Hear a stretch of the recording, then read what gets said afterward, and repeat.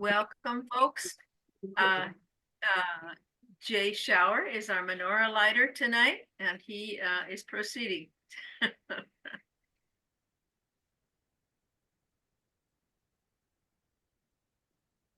You see? I hear you. So.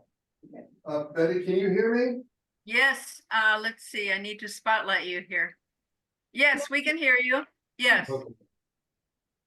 Baruch atah Adonai, Eloheinu melech haolam, asher kiddushanu b'mikvotav, v'ksivatnu lehedlik ner shel Chanukah. Baruch atah Adonai, Eloheinu melech haolam, Shakiddushanu b'mikvotav, v'ktivanu lehedlik ner shel Chanukah. Beautiful.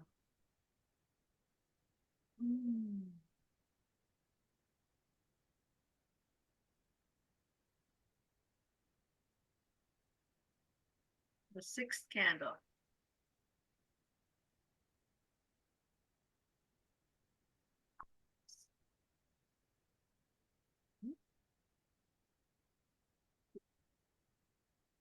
Yeah. I think you'll have to, oh, that was just beautiful, Jay. Oh, thank you. I mispronounced about 15 of the syllables, but aside from that, what I thought I'd do, Betty, is sort of divide my stuff into two parts. And what I'd like to do tonight is talk about the history that led up to the celebration of Hanukkah. And then if I get to do this tomorrow, I'm going to talk about why it's so meaningful to me and I hope to everybody. Is that okay? Yes, you're on. Yes. Okay. For some reason, I can't get this unspotlighted. Let me try and. Oh, leave it on. The whole point of Hanukkah is that you're supposed to watch the candles burn down to nubbins and not blow them out. So we're just going to do that. As many of you have figured out, I'm not Jewish, but I have studied very much about Hanukkah, which turns out to be a very significant event to me and actually has a lot to do with Meir Baba, which I'm going to bring up. How I got interested in this was because Baba talked about his minor incarnations. Before the major incarnation was born, a minor incarnation would show up to establish the political and social milieu in which the major incarnation would be born. And the example that he brought up was the example of Shivaji, who was a Maharashtrian hero. And I started thinking, I wrote 2 books about Shivaji. They got published and translated in 10 different languages. But I started thinking, what about the other minor incarnations? I started thinking about what could have been a minor incarnation related to Jesus. And the one that popped into my mind was Judas Maccabees, who did a lot to establish the kingdom that Jesus was born into. And so I started looking into the history of Judas Maccabees. And what I discovered was that there are very few Jews anywhere who know about this stuff. I've talked to rabbis all over the place, and I tell them the facts and stuff that I've learned by reading books, and they go, "No, really? Is that true?" So I thought I'd tell you a little bit about where Hanukkah came from. And how I'm going to start this is by talking about the relationship of the Persians to the Jews. So during something called the Babylonian captivity, the Babylonians tried to destroy the temple, and the Babylonians grabbed about 40,000 Jews and took them to Babylon. And while they were there, they began to wonder what they had done that made God so angry at them.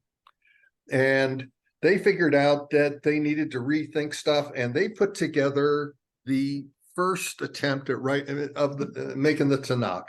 They put together the Pentateuch. I'm saying it wrong. The first 5 books of the law. they began to actually create Hebrew, which had not been a written language until then.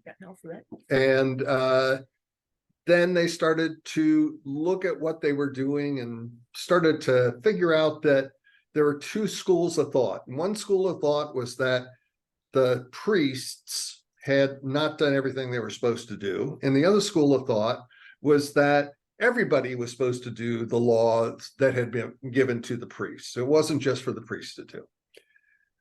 After sitting there for about 100 years, the Babylonians lost to the Persians, and the Persians didn't like having captives. They wanted people to be in their own countries paying them taxes. So they went to the Jews and said, can we send you back to Jerusalem? And the Jews said, yeah, kind of. And they said, well, guess what? We happen to have all the stuff that the Babylonians took from you. We've got the showbread table, which is one of the things that has to be in the tabernacle. We got the menorah. We got all these things. Of course, we don't have the ark because the ark got taken away and went missing. But we've got these things. We even have the sacred fire, which Jeremiah stored in jars. And when they opened up the jars, it was still burning. So they sent people back to Jerusalem to restart and rebuild what became to be known as the Second Temple. And while this discussion was going on with the Persian kings and government, the Jews, the ones who thought everybody should be doing everything and taking care of the law and not just leave it to the priests, started talking to the Persians. And the Persians talked to these Jews and they said, hey, what's your religion like? Our religion's like this. And they started talking about how their religion, the Persian religion, which is basically Zoroastrianism, was a lot like Judaism, except it had some differences. And the big difference was their religion had an afterlife. And their religion had a last judgment, and their religion had angels. And at this point, the Jews who were talking to the Persians began to adapt some of these ideas into their ideas of Jewish theology. And if you start looking at the books of the Bible, starting around Isaiah, you will see those books are divided basically into two sections. There's the sections that the Persians didn't influence and the sections that the Persians did influence. And this influence of the Persians was so strong that the priestly caste, the Levites, started calling the group that was following these Persian influences Pharisees, which got adapted into the word Pharisees. So the Pharisees and the Zadoks, the Sadducees, were at odds, and this continued into Jerusalem. But I bring up the point of the afterlife for a specific reason. There had been a what did they call it? The dispersion, diaspora. The diaspora. Everybody had run away from the Babylonians, and so there are all these Jewish groups, these synagogues all around the world that were apart from the temple. And the temple was the key place to be, because if you didn't go to the temple to get your sins forgiven, then you would just get sick and poor and die. So you always had to get to the temple and make a sacrifice so you didn't get sick and poor and die. And during the time when the temple was destroyed, people were getting sick and poor and dying and not knowing what to do. So they really wanted to get the temple restarted. And with the Persians' help, the temple was rebuilt and all these treasures were brought into the temple. And they restarted the temple. Am I doing good so far? Absolutely wonderful. Yeah, this is okay. Great. It's interesting stuff, isn't it? Okay, yes. so where do I stand? I've got 5 more minutes. I'm never going to get through this 5 minutes. Anyway, time passed, about 200-300 years passed, and there was, during this time, the temple got really rich because there were so many foreign tourists who were coming to the temple so that they could go through the resurrection that was promised by the Pharisees, who believed in a physical resurrection following the Last Judgment. So all the foreign tourists went there and got tombs, so they could be in the tombs when the Last Judgment came, and maybe they'd be resurrected. And they paid big time for that. And the temple itself was given lots and lots of money until it became one of the major sources of money in the world. And because they had all these Hebrew-speaking people in the diaspora, they could transfer money without actually moving the physical gold. They just used paper written in Hebrew that nobody else understood to transfer money from place to place. But it was held at the temple. The gold. And yeah, the temple act was like Fort Knox. And there was a country called the Seleucids who had been having a big argument with I don't even want to go into it. The Seleucids and the Egyptians were fighting all the time. And I didn't even want to go into, oh my God, the wonderful events where all the angels showed up at the temple and scared the Seleucids away.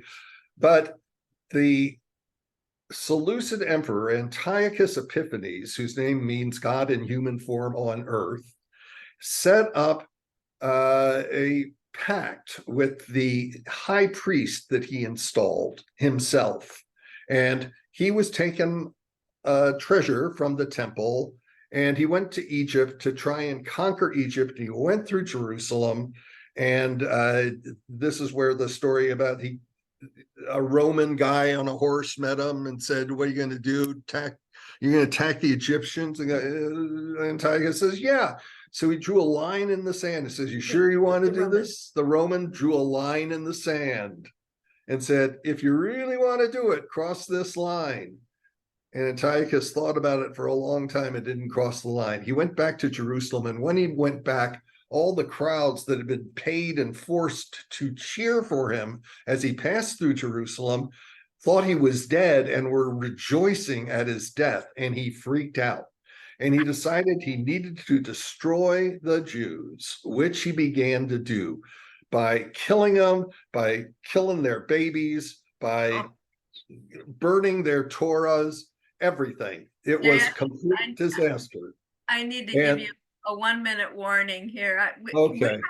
You have to come back. We have to have a class. I mean, you'll come tomorrow, yes, and you'll like them, but we need a good class with you. Would you do that? Sure, whatever you want. All right. I will talk about Hanukkah all day, all night. Awesome. It is a wonderful story. And folks, Jay is not Jewish.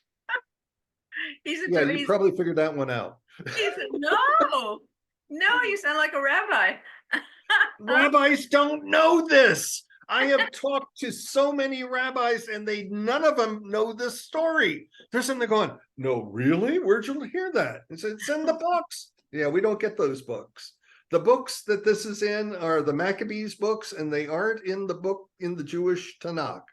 They don't show up. You got to get a Catholic Bible to find them. Awesome. Jay, thank you so much. This Adios. is just so tantalizing. Okay, we'll see you tomorrow for part 2. If I don't get any hate mail between now and then, Betty. What do you say, folks? Oh, I think it'd be wow, this is just what a boon. This is wonderful. Jay. Thank you. It's great. You. Wonderful. Okay. Looking forward to hearing more. Happy Hanukkah. Happy Hanukkah. See if you can leave the candles burning while I'm gone. Did you say the prayers? Did you say the prayers? Yes, I did say the prayers. Yes. Yeah. This has just been wonderful, Jay. I'm thrilled. Adios. See you tomorrow.